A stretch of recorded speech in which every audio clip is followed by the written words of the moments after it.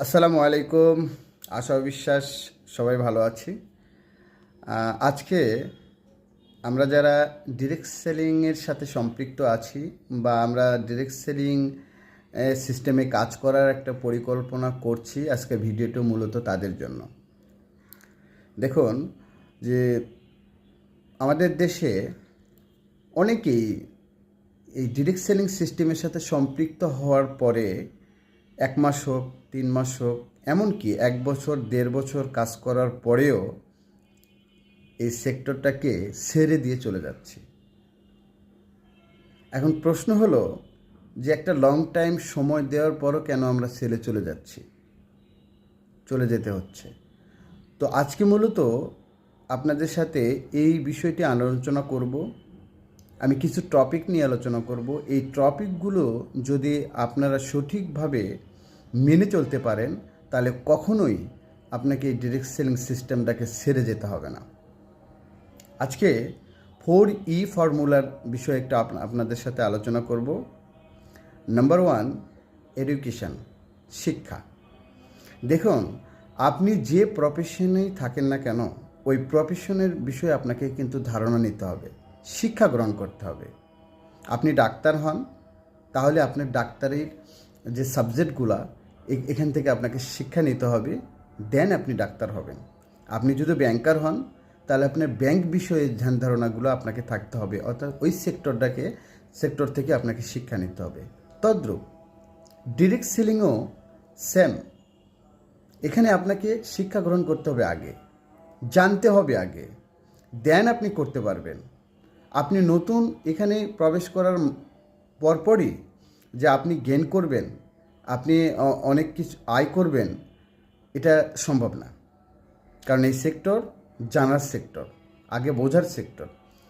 আপনি যদি এখানে 2 থেকে 3 বছর বা 4 বছর যদি এই কর্মের পাশাপাশি আপনি যদি এখানে শিক্ষাটা গ্রহণ করতে পারেন ডিরেক্ট সেলিং সম্বন্ধে, তাহলে এই 2-3 বছর পরের আপনার যে চাওয়া এই সেক্টর থেকে আপনি পেয়ে যাবেন।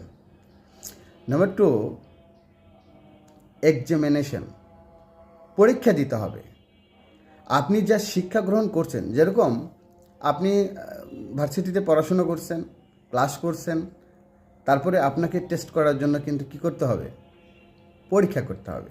পরীক্ষা নেই তো আপনাকেও তদ্রূপ এই সেক্টরে কাজ করে কি শিক্ষা গ্রহণ করলেন, এই জিনিসগুলোর পরীক্ষা দিতে হবে আপনাকে আপলাইনের কাছে।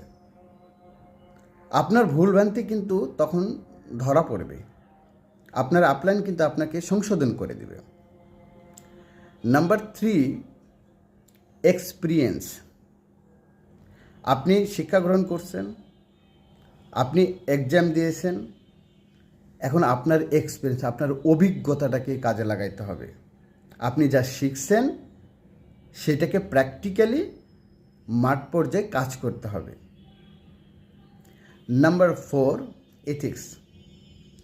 এখানে এই নীতি, এখানে যে একটা কোম্পানির যে একটা নীতি থাকে, কোম্পানির যে একটা পরিচালনার যে একটা সঠিক পথ থাকে, এটাকে আপনাকে মেনে চলতে হবে।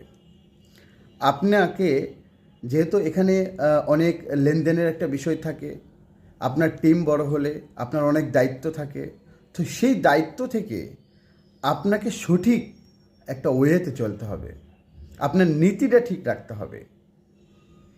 দেন আপনি এখানে একটা টেকসই টিম তৈরি করতে পারবেন, ডিরেক্ট সেলিংয়ে আপনার স্বপ্নটা আপনি পূরণ করতে পারবেন।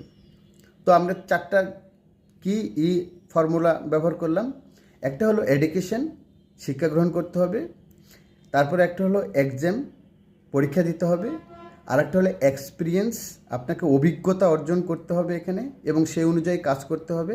আর একটা হলো এথিক্স, আপনি সঠিক নীতিতে কাজ করতে হবে, তাহলেই আপনি এখানে গেইন করতে পারবেন। ধন্যবাদ সবাইকে।